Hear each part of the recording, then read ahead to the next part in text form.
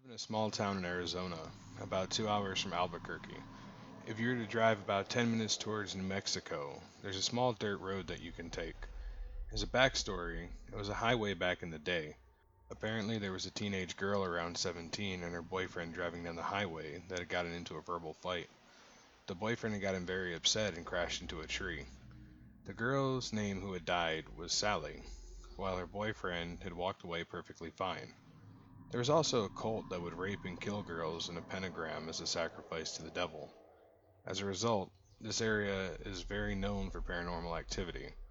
A friend of mine has gone to the tree to hang out and chill, which was code for getting stoned. But as he tried to leave, he couldn't. He turned and saw a large, dark figure holding up the back end of his truck, keeping his tires from getting traction to go. Eventually, the figure dropped the back end of his truck, and he left as quickly as possible. This was years ago, and skip forward to a few months ago. Me and several other friends went to the tree to find out if we could find any evidence of this place being haunted. We sat maybe 20 yards away from the tree in a four-door truck. There were only five of us in the truck, but we watched. A few things happened. A head poked out from behind the tree, or a dress blows from behind the base of the tree.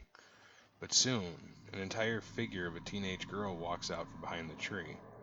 You might think that it could have been a kid messing with us, but there was no way that it was human. Her back was facing the truck, and we all at the same time saw her turn her head, and only a single eye shimmered in the headlight of the truck.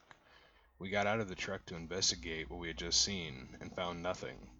When we turned around, we saw a very large, slender man standing at least 8 feet tall, staring at us. Nobody had the guts to walk towards the truck. I started towards the vehicle, and as soon as I did, the man disappeared.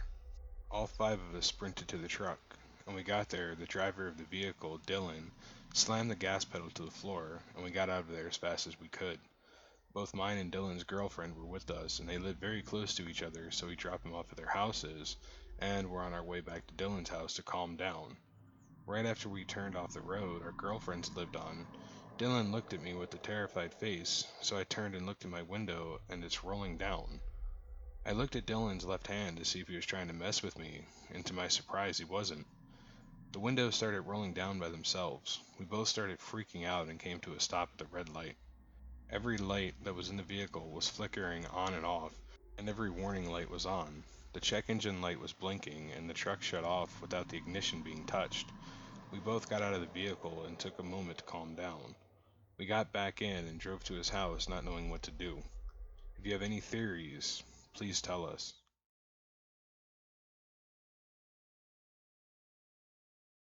Okay, so recently a lot of weird shit has been happening at my grandparents' house. To start off with, I stay there a lot. I'm only 15, so when your parents can't get their shit together, you have to stay somewhere. I'm gonna try and keep this story short because, like I said, this is all recent. Anyways, let's get to what's been happening. It started when me and my sister went fishing at a creek behind their house. Mind you, I live in the middle of nowhere. This is all in New Market, Alabama. So if you want to look the place up, you can, because I'm not lying when I say it's in the middle of nowhere. So back to the story. When me and my sister were walking the trail back to my grandparents' house, my sister started acting weird. When I asked her why she was acting so paranoid, she said she thinks she saw someone watching us. She pointed behind us to the tree line, too. Sure enough, you can see a tall, creepy man in the tree line watching us with his hands on his knees. I am a guy, but even so, this sort of freaked me out a little. It took me back to when my parents would talk about the New Market cult that terrorized them when they were kids. They both lived within a mile of each other at the time. Me and my sister got back to my grandparents' house pretty safe. Sadly, this wasn't the only thing that happened. It only got worse. The next thing I actually got on video. I still remember I looked at my clock and it was exactly 3:34 in the morning. I was talking to my friends on PlayStation. The room I was in was at the back of the house, closest to the cult. I was home alone and pretty tired at the time. If anyone lives near me, then you know how foggy it was Easter morning. I actually didn't hear the sound at first. I have soundproof headphones, so as my friends had heard it. They told me to video it, so I walked outside and I did. The sound almost sounded like a wounded cow. I would say that it was a cow, but the problem is, first, the cows aren't allowed at night, and second, the cows weren't even here at the time. They take them to a different farm every month so they can try and get fresh grass. The scariest thing about it was the noise kept getting closer. So close, in fact, that at one point it was in my grandparents' backyard. It even got as bad as to me waking up to scratching noises at 4 in the morning. I don't get scared very often, but this was terrifying. Nothing has happened since, but I'll update if something does. Update. Okay, so this might be a bit confusing, but I'll do my best to explain. I went looking for the colt last night, and it wasn't hard to find him. The reason I went at night was because I had baseball practice in the afternoon, and by the time I got home, the sun was going down. I invited Greg over and we went together. I'm not a weak guy, I'm pretty athletic, but Greg is just big. He's already 6'3" and he's only 14. Me and him grabbed our knives and we walked along the New Market Road. It isn't a long walk, just a few houses down. We reached a dirt road that headed down that. The road leads into different pastures, fields, and ponds. It's really relaxing, almost to the point you forget what's really out there. It's a long walk down a steep hill that leads to a flat pasture. The dirt road then leads along the creek that connects to the Flint River. We walked along this creek for about an hour and didn't see anything.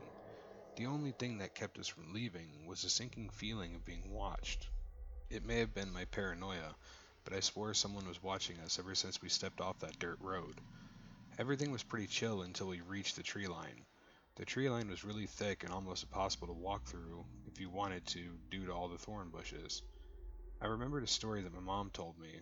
I was little, and it was about how she went to pick up a rose from the thorn bush. She was 7, and a man jumped out of the thorn bush and chased her back home. No one believed her when she told her parents. I wonder if it was the same bush that was in front of me. Around that time, everything got real quiet. The birds, the frogs, crickets, and all the other animals stopped making noises. I remember how me and Greg stopped talking and looked at each other. I could tell he was scared, but he tried to hold it. It was like fear was just there, like our instincts told us to run away. We were looking at each other when we heard a snap in the woods. We spun our heads to see a tall man with a deer skull over his face. The world slowed down and my mind raced 1,000 thoughts per minute. The man was right beside us and had one hand on a little tree pulling himself around to see us clearly. A scream jolted us from our trance of fear and we ran for the hills. After the scream, the bushes started moving, but we didn't stick around to see what came out. It probably took us 5 minutes to run an hour-long walk. I couldn't feel anything but the tingling of my adrenaline as I raced alongside Greg for my life. We stopped at the abandoned dry cleaners and sat in the parking lot asking ourselves what to do. Greg had tears in his eyes and I was a bit shook also. We debated whether or not we should call the cops or keep this to ourselves. I told him not to, but he called the cops anyways. They only searched the ground for about 15 minutes. The only thing they found were ashes from a fire in the woods, but it was put off as campers. They acted like they did, but I could tell they didn't want to buy our story.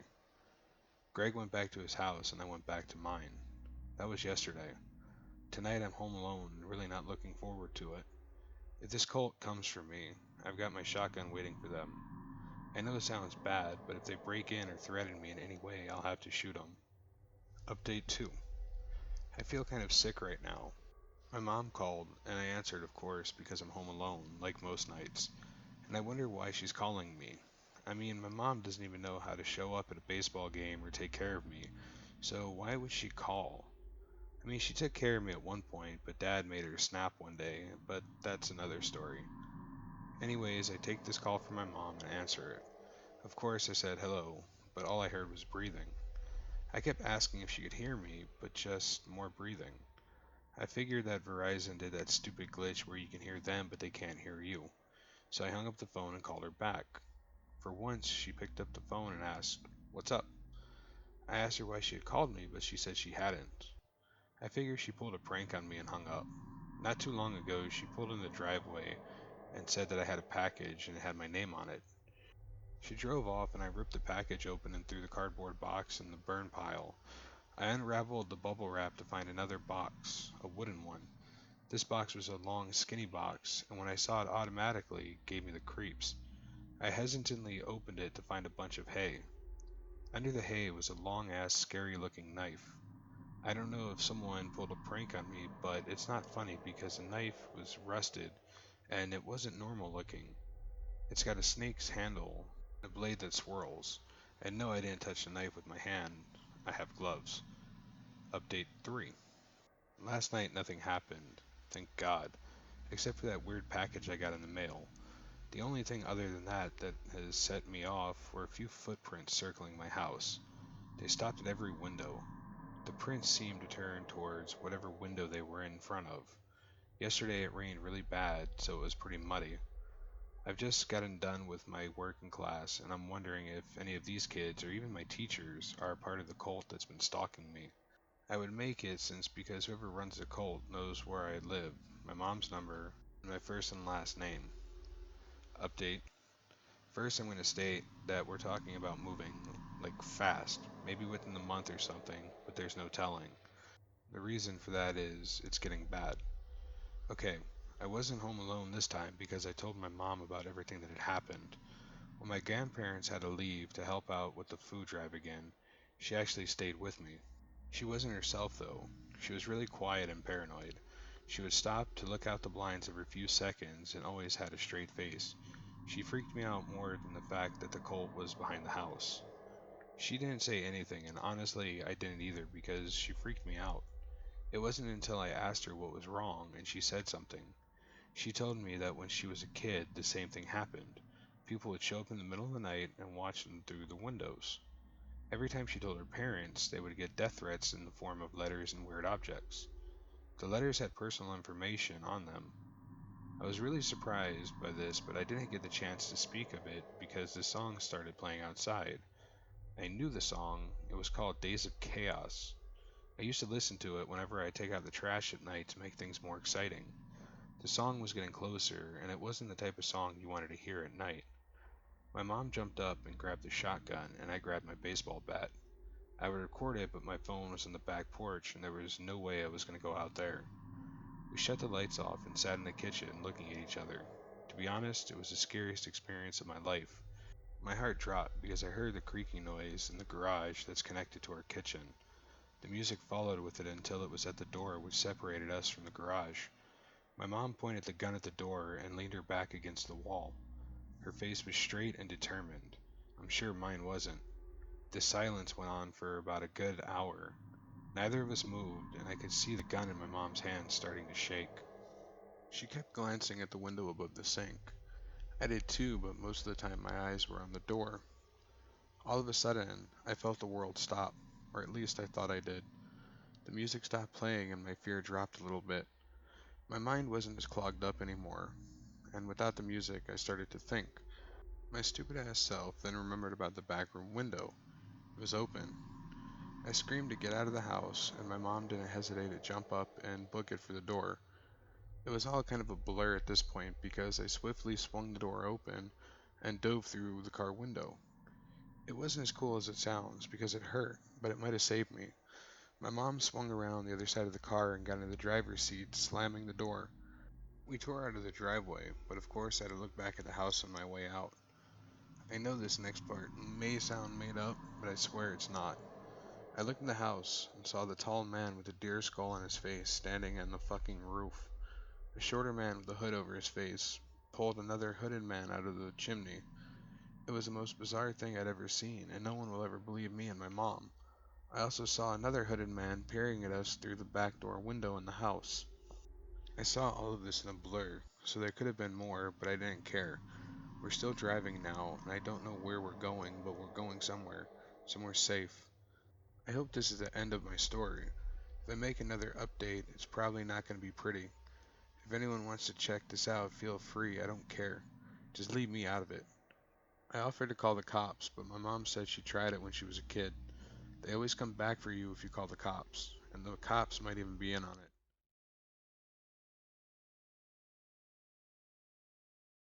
I was raised in a Christian home and was always forced to go to church every Sunday, although I'd much rather sleep in on Sundays. Often they did fun activities in the kids' ministry. The church me and my family went to was big and very modern. From what I heard from my parents, the pastor often got dramatic with his preaching, and the praise and worship in the adult service felt like a rock concert.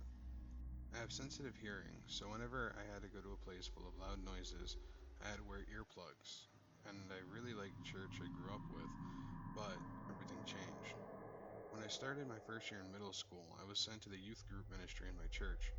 The youth pastor had a serious personality and mysterious scars on his arms. He, along with a small group of leaders, always talked about an event called Legion of God. From what they've told, it was a weekend retreat that they do every year by the beach in Delaware. They claim that they do lots of fun activities and draw closer to God on this trip. Jordan, my best friend, got curious and wanted us to sign up for this trip. Around the time, we met a guy in a grade above us named Nick. He told us that he went to the Legion of God last year and it changed his life. He was friendly, but something was a bit unsettling about him. He always talked about nothing but Jesus and the Bible to us, how he prays to God for several hours a day, and how we should be like him. Anytime he spoke to us, we were polite to him but tried to stay away from him. A few months later, my parents dropped Jordan and I off at church to go to the retreat. There was a huge line of kids signing in for the bus. The place we were going was about an hour away. On the way there, I kept imagining the place to be in a beach town with a boardwalk and everyone having fun at the beach. However, when we arrived, it looked like we were in the middle of nowhere, aside from the lodge the youth group stayed in. Before getting off the bus, they had everyone put their phones and electronics in a basket. We all grabbed our bags and went to our cabins. The youth group did some fun activities throughout the day, spending time at the beach, dodgeball tournaments, water gun battles, etc. But when we had chapel in the morning and evenings, things got rather strange. The youth pastor kept preaching about anti-government and how technology like smartphones are making people of our generation more corrupt. Then during the small group sessions, people started to get hostile towards Jordan and I. We told them we're into graphic novels and play games like World of Warcraft, and they rambled about how those things were against the ways of God and criticized us. Then Jordan told them that he has a crush on a girl in school, and Nick told him how dating at a young age is wrong, and how dating is only meant to be for who you're thinking about marrying. I'm no Bible expert, but I'm pretty sure that the Bible doesn't say anything like that. After chapel on the first night, I wanted to tell a scary ghost story before it was time to go to bed. No one is allowed to tell ghost stories because they have no connection to God, said our small group leader. What about the Holy Spirit? Asked Jordan. Only discuss and tell stories that are in the Bible. Our group leader said that in a very angry tone. Nobody was in the mood of storytelling after that, so we all went to bed. Throughout the second day, Nick kept talking to us more and more about Scripture and Jesus. Whenever we tried to ignore or avoid him, he got more aggressive. We asked him nicely to leave us alone, but that got him agitated. Him rambling about Jesus didn't make me want to read the Bible. If anything, it made me want to incinerate it. Jordan believed that something has caused him to become brainwashed and something sinister was going on. When it got dark out, the youth group headed for the chapel, and I had used my earplugs because of the loud music. For some strange reason, everyone around me started to go crazy and started having violent mental breakdowns during the praise and worship. I noticed Jordan acting like the others. I managed to drag him out of the chapel and he snapped me out of it. I told him that he and the other people were acting insane in the chapel during worship. I gave him some extra earplugs and we cautiously walked back. The music stopped and someone on the stage was slowly playing a keyboard for ambience. The youth pastor ranted about how we were all corrupt in darkness and claimed to wash away our sins with the holy water. It was just a bunch of bottles of water and they sprinkled it on everyone's hands. He then continued to say things like, the government and the media have been turning people into servants of the devil. Music and video games had made people evil. Everyone around us began to cry and started rambling gibberish. It looked like they were speaking in tongues. However, I did not think they were actually praying in tongues. For those of you who don't know, tongues is supposedly a sacred language of some people that are gifted in, and only the speaker and God can understand it. According to the Bible, however, often the person is simply praying another language they don't understand. One time my uncle prayed in tongues for me while I had meningitis, and he ended up praying in German. But to this day, I don't understand the point of it because God could understand every language. Then the youth pastor grabbed a large kitchen knife and said, the true way to get to heaven is to drink the blood of a priest. Drink my blood and join the Legion of God. He then stabbed himself in the arm as he screamed in agony. The small group leaders grabbed containers to collect the blood oozing out of his arm. They had everyone drink the blood, but Jordan and I refused to drink it.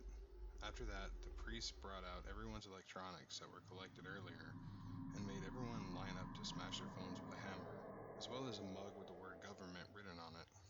When it was my turn to smash my phone in the mug, I instead smashed the youth pastor in the jaw, grabbed mine and Jordan's phone, and screamed, "Go, go, go."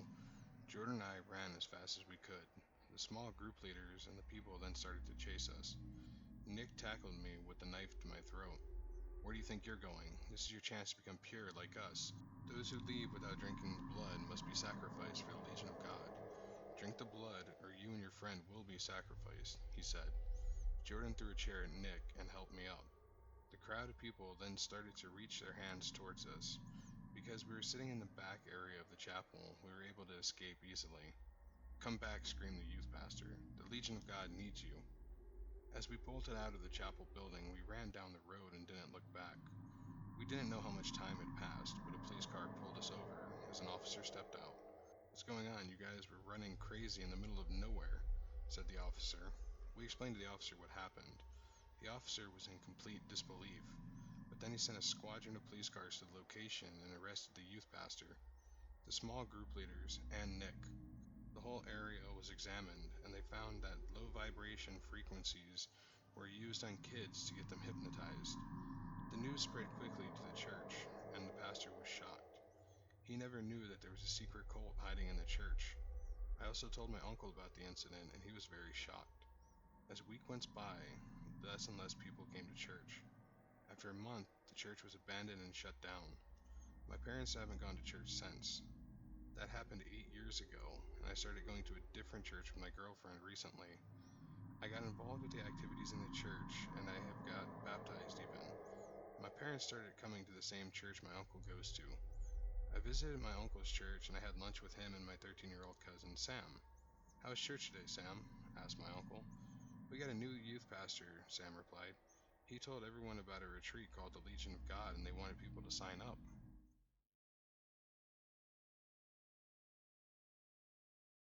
So years ago when I was a teen, I was part of a group that had no name. I recently saw a video online of the leader harassing women for walking into a pro-choice clinic in Mississippi, and I saw that he had dragged his children along too. There's nothing online about this group, so I wanted to create some trace and some thread to follow. If any of these kids ever get a chance to browse the internet, maybe they'll be able to leave when they're able. If you're out there, please know you're deeply loved. God is not angry with you, and you're not alone, and there are others like you who get it. This group claims to be Christian. They believe women should be silent, women should not go to college, and women should be under the cover authority of either their father or husband, and father should arrange a marriage to a husband of his choosing. Birth control is not allowed. No secular music, limited, if any, movies. No platonic friendships between men and women.